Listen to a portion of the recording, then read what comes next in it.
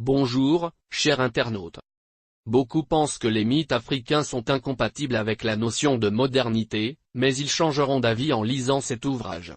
Comment peut-on sérieusement aborder la thématique des Saintes Écritures en passant sous silence l'origine africaine de cette notion?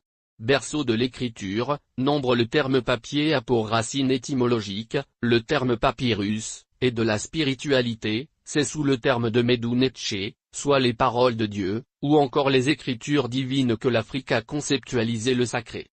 La Bible en témoigne en reconnaissant que c'est bien Pharaon qui a initié Moïse sur les voies de la sagesse divine et pas l'inverse.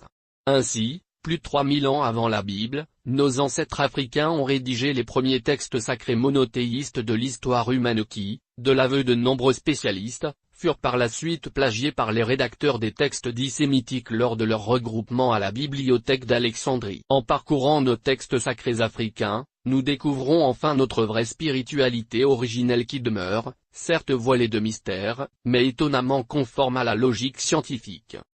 Plutôt que d'inventer un dieu conforme à leurs projets géopolitiques, comme ce fut le cas par exemple, pour les théologiens des traditions monothéistes actuelles, nos ancêtres se sont dit que si la Terre regorge d'une telle biodiversité, il doit bien y avoir une raison et celle-ci doit bien venir de quelque part. Car nous dit le théosophe Camille, la nature réelle d'une chose ou d'une forme de vie ne se trouve pas dans la chose ou la vie elle-même mais plutôt dans le pourquoi de cette chose ou de cette forme de vie.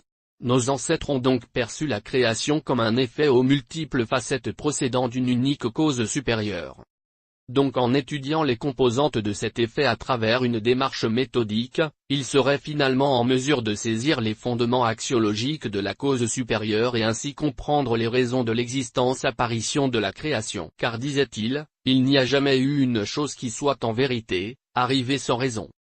C'est alors qu'ils comprirent qu'un puissant chaos avait précédé l'ordre, lors de la formation de l'univers et seule l'intervention de la cause supérieure avait permis à l'ordre de triompher dans toutes les composantes de l'univers.